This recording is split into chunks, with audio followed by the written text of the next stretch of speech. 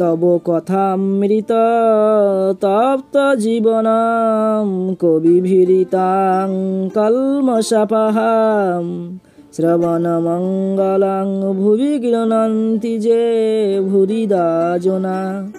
নমস্কার, সৎপ্রসঙ্গ চ্যানেলে আজ আমরা জানব ঈশ্বরের ঐশ্বর্য কি বর্ণনা করা ঠিক না বেঠিক। সেই সম্পর্কে শ্রী শ্রী রামকৃষ্ণ পরমহংসদেব তার শিষ্য শিবনাথকে বলছে, হাগা, তোমরা ঈশ্বরের অত ঐশ্বর্য বর্ণনা কেন করো? আমি কেশব সেনকে ওই কথা বলেছিলাম। একদিন তারা সব ওখানে কালীবাড়িতে গিয়েছিল। আমি বললুম, তোমরা কীরকম লেকচার দাও আমি শুনবো।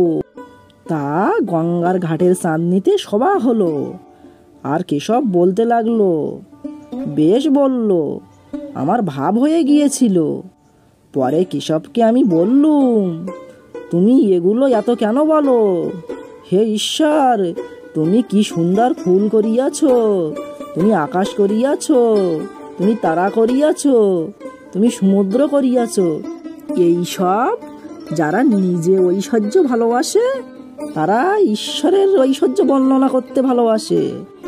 যখন রাধাকান্তের গয়না চুরি গেল, সেজবাবু রাধাকান্ত মন্দিরে গিয়ে ঠাকুরকে বলতে লাগলো, ছি ঠাকুর, তুমি তোমার গয়না রক্ষা করতে পারলে না।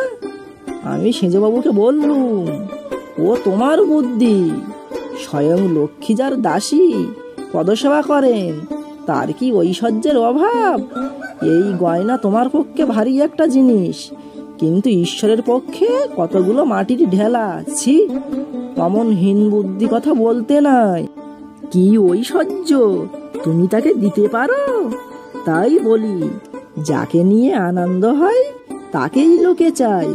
তার বাড়ি কোথায়, কখানা বাড়ি, কটা বাগান, কত ধনজন, দাস দাসী, এ খবরে কাজ কি? নরেন্দ্রকে যখন দেখি তখন আমি সব ভুলে যাই। তার কোথায় বাড়ি, তার বাবা কি করে, কটি ভাই, এসব কথা একদিনও ভুলে জিজ্ঞাসা করি নাই। ঈশ্বরের মাধুর্য রসে ডুবে যাও।